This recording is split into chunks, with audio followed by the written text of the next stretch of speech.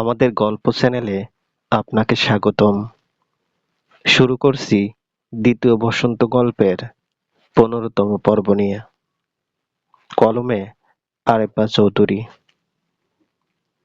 গল্পটি যদি ভালো লাগে অবশ্যই লাইক করবেন, কমেন্ট করে জানিয়ে দেবেন। চ্যানেলে যদি নতুন হয়ে থাকেন অবশ্যই সাবস্ক্রাইব করে পাশে থাকা বেল আইকনটি প্রেস করে রাখুন, যাতে নতুন নতুন ভিডিও আপলোড করার সাথে সাথে আপনার নোটিফিকেশনে চলে যায়। শূন্য হয়ে বাড়ির পথ ধরল কুহু। পা দুটো আপনা আপনি এগিয়ে চলেছে, অথচ মনটা যেন পড়ে আছে সেই পদ্মাপাড়ের বটগাছটার নিচে। অজানা এক অস্থিরতা বুকের ভেতরটা ক্রমশ ভারী করে তুলছে। বাড়িতে ফিরে প্রতিদিনের মতো নিজের ঘরে ঢুকে দরজা বন্ধ করে দিল সে। রঙের বাক্সটা একপাশে রেখে ক্যানভাসটাও গুছিয়ে রাখল না। আজ কোনো কিছুতেই মন বসছে না। ঘরের চারদিকের নীরবতা যেন আরও দ্বিগুণ হয়ে চেপে বসল কুহুর বুকের ওপর। ঘরের পরিচিত কোণগুলো, টেবিলের ওপর এলোমেলো পড়ে থাকা আঁকার তুলি আর জলরঙের বাটি, সবকিছুই যেন তাকে কোনো এক অদৃশ্য ব্যঙ্গ করে চলেছে। নিজের অজান্তেই জানালার গরাসে হাত রাখল সে। বাইরে চৈত্রের শেষ বিকেলের হালকা লালচে রোদ গাছের পাতায় পাতায় সোনালি আলো ছড়াচ্ছে, কিন্তু কুহুর চোখের সামনে যে দৃশ্যটা বারবার ভেসে উঠছে তা ওই আলো ছায়ার খেলা নয়। তার মনে ভাসছে কেবল একটা অবয়ব, একটা নির্দিষ্ট হাসিমাখা মুখ। বই খুলে সামনে রাখল, আবার ভারী শব্দে বন্ধ করে দিল। বিছানায় শুয়ে চোখ বন্ধ করল, কিন্তু মনের পর্দায় বারবার একই মুখ ভেসে উঠছে। শেহরিয়ার, যে ছেলেটাকে এতদিন এড়িয়ে চলেছে, যার একগুচ্ছ বেহিসাবি কথায় বিরক্ত হয়েছে, যার পিছু নেওয়াকে কখনো কখনো বজ্জাতি মনে হয়েছে, আজ সেই মানুষটার অনুপস্থিতিই কেন এতটা কষ্ট দিচ্ছে কুহু নিজেই বুঝতে পারছে না। সে গভীর একটা দীর্ঘশ্বাস ফেলে, নিজের বুকটাকে হালকা করার অহেতুক চেষ্টা করল।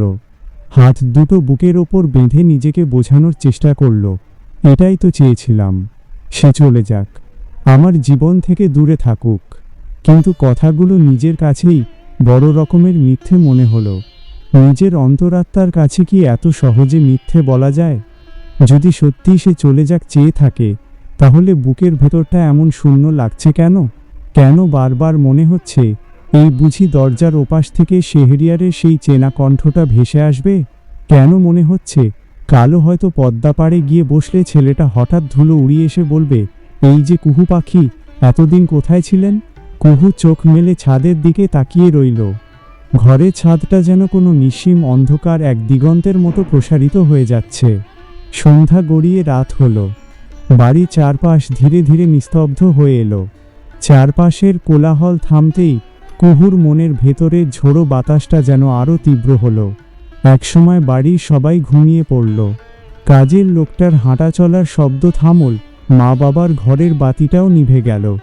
অথচ কুহুর চোখে ঘুমের কোনো চিহ্ন নেই। ঘড়ির কাঁটা রাত গভীর হওয়ার জানান দিচ্ছে। দেয়াল ঘড়ি টিকটিক শব্দটা শান্ত রাতে হাতুড়ির মতো বিঁধছে তার বুকে। বিছানায় এপাশ ওপাশ করতে করতে শেষ পর্যন্ত উঠে দাঁড়াল সে। ধীর পায়ে জানালার কাছে গিয়ে পর্দাটা সরিয়ে দিল। ঠান্ডা রাতের বাতাস মুখে এসে লাগল, আর অমনি যেন বুকের ভেতরের জমানো উত্তাপটা একটু কমল। দুই হাত দিয়ে জানালার গ্রিল আঁকড়ে ধরে আকাশের দিকে তাকিয়ে রইল অনেকক্ষণ।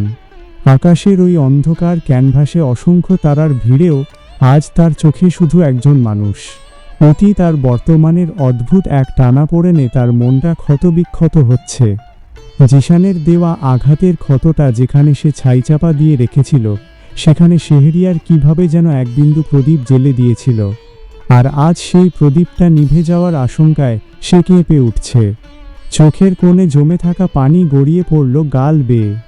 কুহু খুব আস্তে বলল, যেন রাতের নীরবতার কাছেই নিজের মনের কথাগুলো স্বীকার করছে, আমি তো আপনাকে ভালোবাসতে চাইনি শেহরিয়ার, অথচ ভাগ্য আমাকে দ্বিতীয়বারের মতো কারো ভালোবাসায় জড়িয়ে দিল। বলতে পারেন, আমার জীবনে ভালোবাসা এত ক্ষণস্থায়ী হয়ে আসে কেন? কেন ভালোবাসা আসার আগেই তার চলে যাওয়ার হিসেব কষে আসে? আমি যে দ্বিতীয়বারের মতো সেই একই বিরহের ভার বইতে পারবো না শেহরিয়ার। শেষ কথাটুকু বলতে গিয়ে কণ্ঠটা ভেঙে গেল। কুহু দুই হাতে মুখ ঢেকে বসে পড়ল মেঝেই। একসময় ভেবেছিল তার হৃদয়ের দরজাটা চিরদিনের জন্য বন্ধ করে দিয়েছে। জিশানের নির্মম প্রতারণা, তালাকের সিলমোহর আর সমাজের হাজারো চোখ রাঙানি তাকে পাথর বানিয়ে দিয়েছিল। ভেবেছিল সেই পাথরে আর কখনো নতুন কোনো ফুল ফুটবে না, সেখানে আর কারও প্রবেশের অনুমতি নেই। অথচ মানুষ যতই নিজের মনকে পাহারা দিক, মায়া কি আর অনুমতি নিয়ে আসে? শেহরিয়ারও আসেনি। সে চুপচাপ এসে কুহুর অভ্যাসের মধ্যে ঢুকে পড়েছিল। প্রতিদিন বিকেলের সেই পদ্মা পার, নদীর ঢেউয়ের কোল ঘেঁষে আসা বাতাস, সব কিছুর সঙ্গে মিশে গিয়েছিল ছেলেটার উপস্থিতি। শেহরিয়ারের অজস্র অহেতুক প্রশ্ন, তার একগুচ্ছ পাগলামি, কুহুর আঁকা ছবির দিকে তাকিয়ে বাচ্চাদের মতো মুগ্ধতা দেখানো, আর একটু পরপর বিরক্ত করার নতুন বাহানা খোঁজা, সবকিছু কখন যে কুহুর একাকিত্বের বিশাল ক্যানভাসে রং ছিটিয়ে দিয়ে তার জীবনের অংশ হয়ে গেছে সে নিজেও টের পায়নি। আজ সেই মানুষটাই নেই। আজ টানা 3টে দিন পদ্মা পাড়ে গিয়ে শেহরিয়ারের ছায়াও দেখতে পায়নি সে। আর তার এই আচমকা অনুপস্থিতি কুহুকে নিষ্ঠুর সত্যিটা বুঝিয়ে দিচ্ছে, মানুষ কখন কার অপেক্ষায় অভ্যস্ত হয়ে যায় তা মানুষ নিজেও জানে না। যে অভ্যাসে বিষ থাকে তাও তো মানুষ ভালোবেসে আঁকড়ে ধরে। কুহু ধীরে ধীরে আঁচল দিয়ে চোখ মুছে নিল। জানালার কাছে নিজের আবছা প্রতিবিম্বের দিকে তাকাল। নিজেকে শক্ত করার এক ব্যর্থ প্রয়াস চালিয়ে বলল, না, আর না। দ্বিতীয়বার নিজেকে ভাঙতে দেব না। জিশানের পর নিজের ভেঙে যাওয়া টুকরোগুলোকে কুড়াতে আমার বছর পেরিয়ে গেছে। এবার ভেঙে গেলে আমি আর জোড়া লাগতে পারবো না। কিন্তু হৃদয় যেন তার এই জোর করে চাপিয়ে দেওয়া যুক্তির কথায় সায় দিল না। ভালোবাসাকে মুখে যতই অস্বীকার করা যাক না কেন, মনকে কিছুতেই বোঝানো যায় না। কুহুও পারছে না। শেহরিয়ার এভাবে হঠাৎ ধোঁয়া হয়ে অদৃশ্য হয়ে যাওয়াটা কোনোভাবেই মেনে নিতে পারছে না সে। কোনো চিঠি নেই, কোনো আগাম বার্তা নেই, শুধু শূন্যতাটুকু রেখেই সে উধাও। তবুও বাস্তবতা তো বাস্তবতাই। দিন শেষে সমাজ তো একটা কঠিন সত্যের মুখোমুখি দাঁড় করিয়ে দেয়। শেহরিয়ার আসেনি, হয়তো আর আসবেও না। এটাই তো হওয়ার কথা ছিল। কেনই বা আসবে? একজন ডিভোর্সি মেয়েকে জেনে শুনে একজন বিত্তশালী পরিবারের ছেলে কেনই বা বিয়ে করতে চাইবে? শেহরিয়ারের পরিবার, তার সামাজিক মর্যাদা, সবকিছুর সামনে কুহুর অতীত তো একটা বড় ধাক্কা। শেহরিয়ারের সামনে তো অপশনের কোনো অভাব নেই। সুন্দর, শিক্ষিতা, কোনো অতীত ছাড়া কত মেয়ে পাওয়া যাবে এক ডাকেই। সে চাইলে এমন কাউকে বেছে নিতে পারে যার অতীত নিয়ে কোনো প্রশ্ন নেই, যাকে নিয়ে পরিবারকে কারো কাছে কৈফিয়ত দিতে হবে না, সমাজে মুখ লুকিয়ে চলতে হবে না। কুহু শক্ত করে ঠোঁট কামড়ে নিজেকে বোঝাল, মন খারাপ করার কোনো কারণ নেই। ও চলে গেছে, এটাই স্বাভাবিক। রূপকথার গল্প বাস্তব জীবনে বাঁচে না। কিন্তু কথাটা মুখে জোর করে বলার পরও বুকের ভেতরটা যেন আরও দ্বিগুণ ভারী হয়ে উঠল। একটা অদৃশ্য পাথর যেন এসে চেপে বসল তার শ্বাসনালীর ওপর। পরদিন সকাল থেকেই কুহু নিজের ঘরে একা বসে রইল। বাইরের পৃথিবীটা কেমন নির্দ্বিধায় সচল রয়েছে। জানালা দিয়ে সকালে সোনাঝরা রোদ এসে ঘরের মেঝের কাঠের ওপর পড়ছে। সময় তার নিজস্ব ধীর কিংবা দ্রুত নিয়মে এগিয়ে যাচ্ছে, শুধু কুহুর দিনটা যেন একই জায়গায় থমকে জমে আছে। টেবিলের ওপর মোটা বইটা খুলে সামনে রাখল, কিন্তু অক্ষরের সারিগুলো যেন ঝাপসা হয়ে ধোঁয়া হয়ে গেল। একটা অনুচ্ছেদও পড়তে পারল না সে। নিজেকে অন্য কাজে ব্যস্ত রাখতে রং তুলি হাতে নিল, কিন্তু ক্যানভাসে একটিও আঁচড় কাটতে পারল না। রং শুকিয়ে তুলির ডগায় জমাট বেঁধে গেল। বিছানায় গিয়ে চুপচাপ শুয়ে রইল। চোখ বন্ধ করতেই চারপাশের অন্ধকার চিরে ভেসে উঠল শেহরিয়ারের মুখ। তার সেই দুষ্টুমিতে ভরা চোখ দুটো, ঠোঁটের কোণে লেগে থাকা এক চিলতে মিষ্টি হাসির রেখা। অকারণ বকবকানি, গলার টোন বদলে কুহুকে রাগানোর চেষ্টা। কুহুকে বিরক্ত করার জন্য তার হাজারটা বাহানা। আজ যেন সবকিছুই নদীর জোয়ারের মতো একযোগে স্মৃতি হয়ে আঘাত করছে। কুহুর ভীষণ ইচ্ছে করছিল চিৎকার করে কাঁদতে, এই চার দেয়ালের ভেতর বন্দী হয়ে থাকা নিঃশব্দ কান্নাগুলোকে মুক্ত করে দিতে। বুকের ভেতর জমে থাকা সব কষ্ট, সব অভিমান একসঙ্গে বের করে দিতে। আকাশের দিকে তাকিয়ে মনে হচ্ছিল সৃষ্টিকর্তার কাছে গিয়ে সরাসরি জিজ্ঞেস করে, আমার সাথেই কেন? বারবার আমার সাথেই কেন এমন হয়? আমি কি এতটাই খারাপ বা অপরাধী যে ভালোবাসাটুকু আমার ভাগ্যে স্থায়ী হয় না? জিশান আমাকে ধোঁকা দিল, আর যাকে ভালোবাসতে চাইনি, যে এসে জোর করে হৃদয়ে জায়গা করে নিল, তাকেই ভালোবেসে ফেলার পর সেও হারিয়ে গেল। কেন আবার সেই একই ভয়, একই যন্ত্রণাদায়ক অপেক্ষা, আর একই হারিয়ে ফেলার নির্মম অনুভূতি? চোখের পানির ধারা গাল বেয়ে গড়িয়ে বালিশ ভিজে যাচ্ছিল, কিন্তু কুহু মুখে হাত চেপে রাখল, কোনো শব্দ করে কাঁদল না। তার মনে হলো ঘরের দেওয়ালগুলোও যেন তার কান্না শুনে হাসবে। কান্নাটাও বুঝি তার মতো অপয়া মেয়ের কাছে একটা অপরাধ। দুপুর গড়িয়ে বিকেল হতে চলেছে।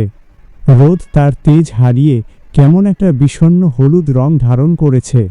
ঘরের ভেতরটা ধোঁয়াটে লালচে আলোয় ভরে গেছে। ঠিক এমন সময় দরজায় মৃদু খটখট শব্দ হলো। মিনারা বেগম ধীরে ধীরে ঘরে ঢুকলেন, হাতে জলখাবারের একটা ছোট থালা। মেয়েকে ঘরের এক কোণে বিছানায় চুপচাপ বসে থাকতে দেখে কিছুক্ষণ থমকে দাঁড়িয়ে রইলেন। বেশ কদিন ধরেই মেয়ের এই পরিবর্তন তার নজর এড়ায়নি। কাছে গিয়ে মমতায় ভরা হাতে থালাটা পাশের ছোট টেবিলে রাখলেন। তারপর বিছানায় বসে মেয়ের মাথায় স্নেহ ভরা হাত রাখলেন। মা, কী হয়েছে তোর? এই কদিন ধরে তোকে বড্ড অস্থির লাগছে। ঠিক মতো খাস না, কথা বলিস না, সারাক্ষণ জানালার দিকে তাকিয়ে কি যেন ভাবিস। আমাকে বলবি না মা, কিসের এত চিন্তা তোকে ভেতর থেকে শেষ করে দিচ্ছে? কুহু ধীর গতিতে মুখ তুলে তাকাল। মায়ের ওই দুটি চিন্তিত, নিখাদ ভালোবাসায় ভরা চোখের দিকে তাকাতেই এতক্ষণ ধরে কুহুর বুকের ভেতর শক্ত করে ধরে রাখা বাঁধটা যেন মুহূর্তেই খড়কুটোর মতো ভেসে গেল। জমানো যন্ত্রণাটা নদীর ভাঙনের মতো ভেঙে পড়ল। কোনো উত্তর দিতে পারল না সে, কোনো অজুহাতও বানাতে পারল না। হঠাৎ মাকে দুই হাতে জড়িয়ে ধরে হাউমাউ করে কেঁদে উঠল সে। অতীতে জমানো সব অপমান, বর্তমানের নিঃসঙ্গতা আর শেহরিয়ারকে হারানোর ভয় সব একসাথে কান্না হয়ে আছড়ে পড়ল। আম্মু, ও আম্মু! মিনারা বেগম পুরোপুরি থমকে গেলেন। বুকটা কেঁপে উঠল তার। শিউরে উঠে মেয়ের মাথাটা নিজের বুকের সঙ্গে শক্ত করে চেপে ধরলেন। কি হয়েছে মা, বলো আমাকে। কেউ কিছু বলেছে তোকে? কেউ কোনো বাজে কথা শুনিয়েছে? তোর বাপের বাড়ি নিয়ে বা ওই সব পুরনো কথা তুলে কেউ কিছু বলেছে? কুহু শুধু মায়ের বুকের মাঝে মাথা রেখে পাগলের মতো মাথা নাড়ল। মুখ দিয়ে কোনো স্পষ্ট কথা বের হলো না, শুধু কান্নার দমকে বুকটা ওঠানামা করতে লাগলো। মিনারা বেগম মমতাময় হাতে মেয়ের পিঠে হাত বুলিয়ে দিতে লাগলেন, মাথায় হাত বুলিয়ে দিতে লাগলেন। অথচ তার নিজের বুকের ভেতরটাও কেমন মোচড় দিয়ে উঠছে। সন্তানের এই কান্না যে মায়ের বুকেও তীরের মতো বিঁধে। মনে মনে পেছনের দিনগুলোতে ফিরে গেলেন মিনারা বেগম। শেষ কবে কুহু এভাবে তাকে জড়িয়ে ধরে কেঁদেছিল, অনেক ভেবেও মনে করতে পারলেন না তিনি। জিশান যখন কুহুকে এক কাপড়ে সংসার থেকে বের করে দিয়ে অন্য মেয়েকে ঘরে তুলেছিল, যখন তালাকের কাগজের চিঠিটা এসে পৌঁছেছিল এই বাড়িতে, তখনও মেয়েটা এভাবে ভেঙে পড়ে কাঁদেনি। কাঁদার বদলে যেন এক রাতে একেবারে পাথর হয়ে গিয়েছিল। সেদিন কুহুর চোখে পানি ছিল ঠিকই, কিন্তু চিৎকার বা কান্না ছিল না। ঘরের কোণে চুপচাপ বসে থাকত, নিজের ভেতরে সবকিছু গুমরে গুমরে সহ্য করেছিল। বুক ফাটা চিৎকারটা ভেতরেই চেপে রেখেছিল। সেই পাথর হয়ে যাওয়া মেয়েটাই আজ মায়ের বুকে মুখ লুকিয়ে এক অবুঝ শিশুর মতো ফুঁপিয়ে কেঁদে ভাসিয়ে দিচ্ছে। মিনারা বেগম কিছুই অনুধাবন করতে পারছেন না, কি এমন ঘটল যা তাঁর শক্ত হয়ে যাওয়া মেয়েটাকে আবার এভাবে গলিয়ে দিল। তিনি শুধু মেয়ের মাথায় হাত বুলাতে বুলাতে শান্ত গলায় বললেন, কাঁদ মা, কাঁদ। যত কষ্ট আছে কেঁদে বের করে দে। সব কথা মুখে বলতে না পারলেও মায়ের মন ঠিকই বুঝে কিছু একটা হয়েছে তোর। যে বোঝা একলা বইতে পারছিস না তা হালকা কর। কুহু আরও শক্ত করে মায়ের শাড়ির আঁচল আঁকড়ে ধরল, আর তার মন চিরে একটা করুণ প্রশ্ন বারবার আছড়ে পড়তে লাগল। জীবনে দ্বিতীয়বার ভালোবাসার সাহস করাটাই কি তার ভুল ছিল? অতীতকে পেছনে ফেলে একটুখানি আলোর আশা করাটাই কি তার জন্য অন্যায়? কিন্তু সে তো ইচ্ছে করে ভালোবাসেনি, সে তো হাজারবার নিজেকে দূরে সরিয়ে রাখতে চেয়েছিল। তবু শেহরিয়ার কেন তার সব বারণ ভেঙে ভেতরে ঢুকে পড়ল। পরের দিন বিকেলবেলা আবারও পদ্মা পাড়ে চলে গেল কুহু। পা দুটো ভারী হলেও মনটা যেন কোনো এক অদেখাই টানে তাকে সেই অচেনায় টেনে নিয়ে চলেছে। কেন যাচ্ছে, কি পাওয়ার আশায় যাচ্ছে, তা কুহু নিজেও জানে না। হয়তো তার মনটা বারবার সেই চেনা জায়গাটাতেই ফিরে যেতে চাইছে, যেখানে শেহরিয়ারের সঙ্গে তার অসংখ্য মিষ্টি আর অশান্ত স্মৃতি জমে আছে। আজ নদীর পাড়টাও কেমন অদ্ভুত অচেনা লাগছে। বাতাস থাকলেও যেন তাতে কোনো প্রাণ নেই। বটগাছটার নিচে গিয়ে শান্ত হয়ে বসার চেষ্টা করল কুহু, কিন্তু মনের ভেতরের অস্থিরতায় বসতে পারল না। নদীর বুকে ছোট ছোট ঢেউগুলো পাড়ে এসে আছড়ে পড়ছে। কুহু কখনো নদীর কিনার ঘেঁষে হাঁটছে, শুকনো পাতা মারিয়ে দু এক পা এগিয়ে আবার থেমে যাচ্ছে। বারবার অকারণে পেছনের মেঠো পথটার দিকে তাকাচ্ছে, যদি ওই ধুলো ওড়ানো পথ ধরে কেউ একজন হেঁটে আসে। নিজের এই পাগলামির জন্য মনকে বকেও কোনো লাভ হচ্ছে না। এভাবে কারো জন্য অপেক্ষা করা ঠিক না। কুহু, যে আসার সে বলে আসতো, যে যাওয়ার সে চলে গেছে। কিন্তু মন কি আর কোনো যুক্তি বা সামাজিক হিসেব নিকাশের কথা শোনে? মন তো শুধু তার প্রিয় মানুষটার সাড়া পেতে চায়। হঠাৎ দূরের বাঁক নেওয়া পথটার দিকে চোখ পড়তেই কুহু একদম থমকে গেল। ধূসর ধুলো উড়িয়ে কেউ একজন উদ্ভ্রান্তের মতো ছুটে আসছে। ধূলি ধূসরিত কাপড়, এলোমেলো চুল বাতাসে উড়ছে। হাঁপাতে হাঁপাতে সে দৌড়াচ্ছে, যেন একটু দেরি হলেই বিশাল কিছু হারিয়ে যাবে। বহু দূর থেকে সেই হারিয়ে ফেলার তীব্র ভয় নিয়েই সে যেন ছুটে এসেছে। দৌড়ের গতিতে একবারও থামছে না সে। কুহুর বুকের ভেতরটা আচমকা ধক করে উঠল। শ্বাস যেন আটকে গেল গলায়। হাতের তুলি আর আঁকার খাতাটা শক্ত করে আঁকড়ে ধরে চোখ কুঁচকে দূরের দিকে তাকাল সে। লোকটা যত এগিয়ে আসছে, বিকেলে ম্লান আলোয় তার অবয়বটা তত বেশি পরিচিত লাগছে। না, এটা হতে পারে না। কুহু মনে মনে বলল, এটা তার মনের ভুল, তার দৃষ্টিভ্রম। কুহু একদম স্থির হয়ে দাঁড়িয়ে রইল, পা যেন মাটিতে জমে গেছে। আর কয়েক মুহূর্ত পর ছেলেটা ঠিক এসে তার মাত্র দু এক গজ সামনে এসে থামল। দম নিতে প্রচণ্ড কষ্ট হচ্ছে তার। বুকটা ভীষণ দ্রুত ওঠানামা করছে, যেন মাইলের পর মাইল অমানুষিক দৌড়ে এসেছে। কপালে ঘামের সূক্ষ্ম বিন্দু চিকচিক করছে। বিকেল নদীর হালকা বাতাসে এলোমেলো চুলগুলো বারবার চোখের ওপর এসে পড়ছে, চোখ মুখ ঢেকে দিচ্ছে। তবুও সেই ক্লান্ত, ঘামে ভেজা মুখের ঠোঁটের কোণে লেগে আছে সেই চেনা অদ্ভুত এক দুষ্টু হাসি। শেহরিয়ার। কুহু যেন কয়েক মুহূর্তের জন্য পৃথিবীর কোনো শব্দ শুনতে পেল না। নদীর গর্জন, বাতাসের শাঁসা শব্দ, পাখির কলতান, সব যেন আচমকা থেমে গেল। পুরো সৃষ্টি সংসারে কেবল তার নিজের বুকের ভেতরের তীব্র হৃদস্পন্দনের শব্দটাই গমগম করে বাজতে লাগল। শেহরিয়ার এক মুহূর্ত সময় নষ্ট করল না, এতটুকু সময়ও নষ্ট হতে দিল না। হাঁপাতে হাঁপাতে কুহুর ঠিক সামনে ধুলোমাখা মাটিতে এক হাঁটু গেড়ে বসে পড়ল। কোনো ভূমিকা নেই, এতদিন কেন ছিল না তার কোনো কৈফিয়ত নেই, কোনো অনুমতি চাওয়া নেই, কোনো দীর্ঘ কাব্যিক বক্তৃতাও নেই। শুধু মাথা সামান্য তুলে কুহুর সজল, বিস্ময়ে ভরা চোখের দিকে তাকাল। তারপর এক চিলতে ধূর্ত অথচ নিষ্পাপ মৃদু হেসে বলল, উইল ইউ ম্যারি মি? কুহু একদম পাথরের মতো দাঁড়িয়ে রইল। বাতাসের দোলায় তার শাড়ির আঁচল উড়ছে, কিন্তু শরীর নিশ্চল। তার ঠোঁট দুটো সামান্য কেঁপে উঠল, কোনো শব্দ বের হলো না। মনে হলো সে হয়তো অতিরিক্ত ভাবনার ফলে কোনো বাস্তবমুখী স্বপ্ন দেখছে। দিন দুপুরে মনের ভুল।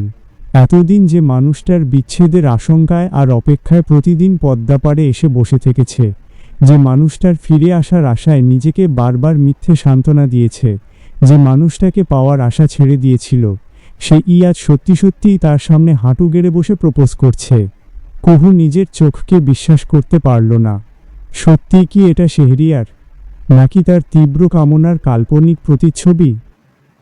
সে নিজের হাত বাড়াল, ডান হাতের শক্ত নখ দিয়ে বাঁ হাতের কবজিতে চিমটি কাটল। একবার, বিশ্বাস না হওয়ায় আবার একটু জোরে চিমটি কাটল। তীব্র একটা ব্যথার অনুভূতি রগে ছড়িয়ে পড়ল। কুহু চোখ বড় বড় করে আবার শেহরিয়ারের দিকে তাকালো। না, কোনো স্বপ্ন নয়, কোনো চোখের ভুল নয়, সত্যিই শেহরিয়ার। সত্যিই সে ফিরে এসেছে তার পাগলামি নিয়ে। শেহরিয়ার কুহুর এমন কাণ্ড আর অবাক করা নিষ্পাপ মুখ দেখে হেসেই ফেলল। হাসতে গিয়েও অবশ্য দমের টানে একটু কাশে ফেলল সে। চিমটি কেটে কী লাভ হলো? রক্ত বের করে ফেলবেন তো? আমি সত্যিই আপনার সামনে দাঁড়িয়ে আছি, কুহু পাখি, রক্ত মাংসের শেহরিয়ার। কুহুর চোখের কোণে জমানো পানি এবার আর বাঁধ মানল না, টপ টপ করে গড়িয়ে পড়ল গাল বেয়ে। সে কিছুই বলতে পারল না, গলা আটকে এলো তার। শেহরিয়ার এবার তার হাঁটু মোড়া অবস্থা থেকে উঠে দাঁড়ালো। তার চেহারার দুষ্টুমি ভাবটা একটু কমে কিছুটা গম্ভীর হলো। হাঁপানোর মাঝেও তার গলার স্বর শোনা গেল অদ্ভুত এক দৃঢ়তায় ভরা। আপনার সব কথা শুনেছি। গত কদিন ধরে আপনার ওই আত্মত্যাগের কথাগুলো আর সমাজের ভয়গুলোকে খুব ভেবেছি। এতটা ভেবেছি যে কয়েক রাত চোখের পাতা এক করতে পারিনি, ঘুমাতে পারিনি। নিজের ভেতরের আবেগের সঙ্গে যুদ্ধ করেছি, পরিবারের সামাজিক অবস্থানের কথা ভেবেছি, এই পচা সমাজের হাজারো তিক্ত কথার কথা ভেবেছি। তারপর নিজের মনকে নিংড়ে বুঝলাম, শত প্রশ্ন করলেও একটামাত্র উত্তরই বারবার আমার কাছে ফিরে আসছে। আপনাকে হারিয়ে যদি পুরো পৃথিবীটাকেও হাতের মুঠোয় পাই, তাহলে সেই অঢেল পৃথিবীও আমার কাছে তুচ্ছ আর অর্থহীন মনে হবে। কুহুর চোখ বেয়ে এবার এক ফোঁটা অশ্রু গড়িয়ে পড়ল। বুকের ভেতর জমে থাকা দীর্ঘদিনের বরফ যেন এক নিমেষে গলতে শুরু করেছে। শেহরিয়ার মৃদু হেসে আরও এক ধাপ এগিয়ে এলো।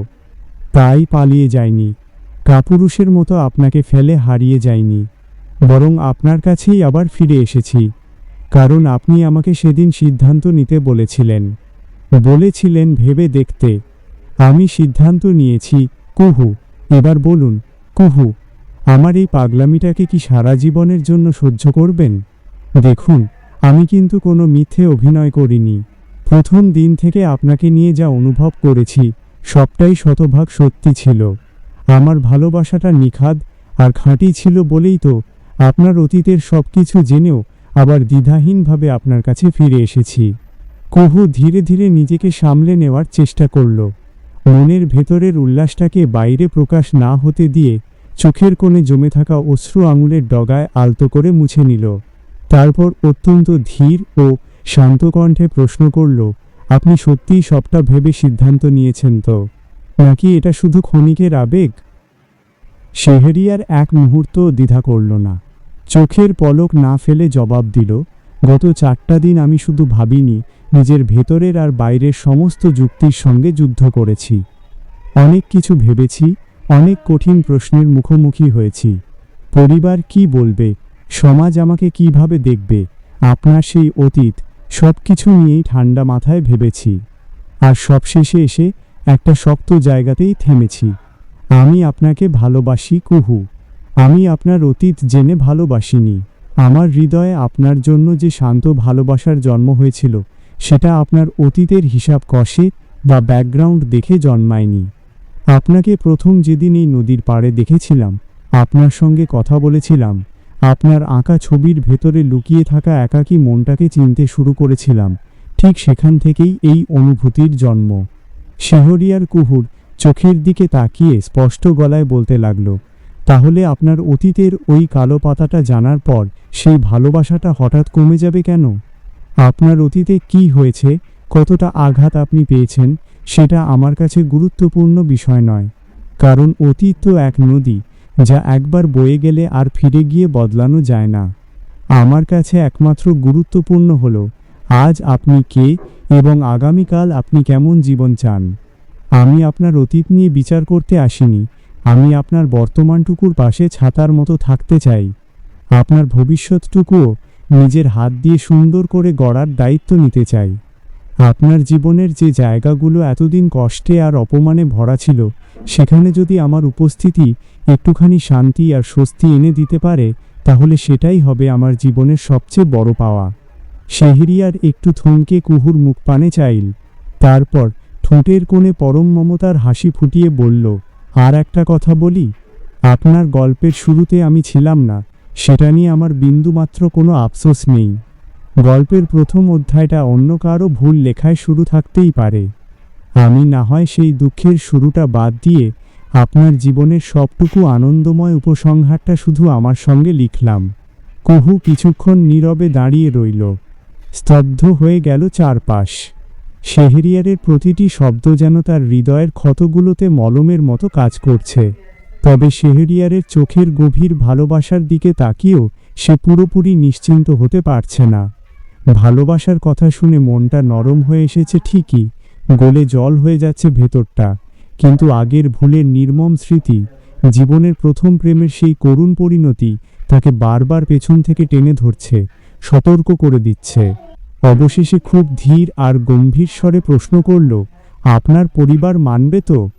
যদি তারা কোনোদিন মেনে না নেয়? শেহরিয়ার মৃদু হেসে হালকা চালে বলল, না মানলে না মানুক, আমি তো মেনে নিয়েছি, আমি তো আপনাকে চাই। কুহু সঙ্গে সঙ্গে শক্তভাবে মাথা নাড়ল। তার চেহারায় এক ধরনের দৃঢ়তা ফুটে উঠল। আপনি মানলেই সব হবে না শেহরিয়ার। বিয়ের মতো একটা পবিত্র আর বড় সম্পর্ক শুধু দুজন মানুষের অন্ধ আবেগের ওপর দাঁড়িয়ে থাকে না। এর সঙ্গে দুটো পরিবার জড়িয়ে থাকে, অনেকগুলো মানুষের মান সম্মান আর জীবন জড়িয়ে থাকে। আগেও আমি শুধু আবেগের তোড়ে ভেসে ভালোবাসার ওপর অন্ধ বিশ্বাস করেছিলাম। মানুষটাকে ভালোবেসেছিলাম, তাই তার হাত ধরে এক কাপড়ে বাড়ি থেকে বেরিয়ে গিয়েছিলাম। তার পরিবার কেমন, তার সামাজিক শিক্ষা কী, ভবিষ্যতে সে আমাকে সত্যিই কতটা বুঝবে বা মর্যাদা দেবে, কিছুই খুঁজে দেখার প্রয়োজন বোধ করিনি। শুধু মানুষটাকেই অন্ধের মতো দেখেছিলাম। আর সেই বোকামির আর ভুলের জন্য আমাকে যে কী ভয়ঙ্কর মূল্য দিতে হয়েছে সেটা আপনি ভালো করেই জানেন। শেহরিয়ার চুপ করে গভীর মনোযোগ দিয়ে তার কথাগুলো শুনছিল। কুহুর চোখে অতীতের সেই বিভীষিকা সে স্পষ্টভাবে দেখতে পাচ্ছিল।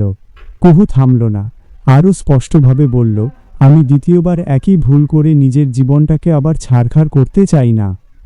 আমি আবার এমন কোনো তাড়াহুড়োর সিদ্ধান্ত নিতে চাই না, যার জন্য কয়েক বছর পর বা কয়েকদিন পর আয়নার সামনে দাঁড়িয়ে নিজেকেই প্রশ্ন করতে হবে, কেন এতটা বিশ্বাস করেছিলাম, কেন এত অন্ধ হয়েছিলাম। শেহরিয়ার এবার এক পা এগিয়ে এসে কুহুর মুখোমুখি দাঁড়াল। গভীর স্নেহে বলল, কুহু, আমাকে অন্তত একবার বিশ্বাস করার চেষ্টা করো। আমি জিশান নই। আমি জানি তোমার ভয়টা ঠিক কোথা থেকে এসেছে, আর তোমার এই ভয় পাওয়াটা শতভাগ স্বাভাবিক। কিন্তু আমি তোমাকে সেই ভয় আর অনিশ্চয়তা নিয়ে সারা জীবন বাঁচতে বলছি না। পরিবারকে মানাতে সময় লাগলে সময় দেব, তাদের রাগ ভাঙাতে হলে ভাঙাব, সমাজকে বুঝাতে হলে বুঝাবো, তাদের আপত্তি থাকলে খোলা মনে কারণ শুনব। ধীরে ধীরে সব কিছু আমার নিজের শক্তিতে ঠিক করার চেষ্টা করব। তুমি শুধু একবার নিজের মুখে হ্যাঁ বলো। কুহু মৃদু হেসে ধীর শান্তিতে মাথা নাড়ল। না শেহরিয়ার, এবার শুধু আপনার মিষ্টি কথায় বা আবেগে ভেসে আমি হ্যাঁ বলতে পারবো না। শেহরিয়ার কিছু বলার জন্য মুখ খোলার আগেই কুহু শান্ত কিন্তু অটল কণ্ঠে বলল, বিয়ের মতো পরম সিদ্ধান্ত আমি দ্বিতীয়বারের মতো একা নিতে পারি না। এবার আমার পাশে শুধু আপনার নিঃশব্দ ভালোবাসা নয়, পরিবারের সম্মানজনক সম্মতিও চাই।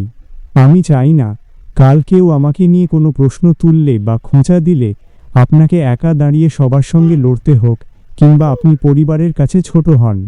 শেহরিয়ার কিছুক্ষণ এক দৃষ্টিতে কুহুর এই পরিণত আর শক্ত রূপটার দিকে তাকিয়ে রইল। তার ভেতরে কুহুর প্রতি শ্রদ্ধা যেন আরও এক ধাপ বেড়ে গেল। কুহু এবার একটু নরম হয়ে মৃদু কণ্ঠে বলল, আপনি আমার আব্বুর সঙ্গে গিয়ে কথা বলুন। আমার বিশ্বাস আব্বু আপনাকে না বুঝে ফিরিয়ে দেবেন না। তিনি অত্যন্ত বিচক্ষণ মানুষ। তিনি শুধু নিশ্চিত হতে চাইবেন আপনি আমাকে সত্যিই আমার অতীত সহ বুঝে এসেছেন কিনা, নাকি এটা কেবল আপনার সাময়িক আবেগ। আর একটা কথা, আমার জীবনে দ্বিতীয়বার যে মানুষটা আসবে তাকে আমি লুকিয়ে বা পালানোর মতো অপরাধীর মতো নয়, সবার সামনে মাথা উঁচু করে মর্যাদা দিয়ে গ্রহণ করতে চাই। আপনার পরিবারকে পাশে নিয়ে, আমার আব্বু আম্মুর দোয়া আর আশীর্বাদ মাথায় নিয়ে, পালিয়ে নয়, সবার সম্মতি নিয়ে যদি আপনার হাত ধরতে পারি, তাহলে হয়তো এবার আমার ভালোবাসা নিয়ে কোনো আফসোস থাকবে না। চলবে। দ্বিতীয় বসন্ত গল্পটি কেমন লাগলো অবশ্যই কমেন্ট করে জানিয়ে দেবেন। একটি লাইক করবেন, আর যারা সাবস্ক্রাইব করেননি প্লিজ সাবস্ক্রাইব করে পাশে থাকুন। ধন্যবাদ।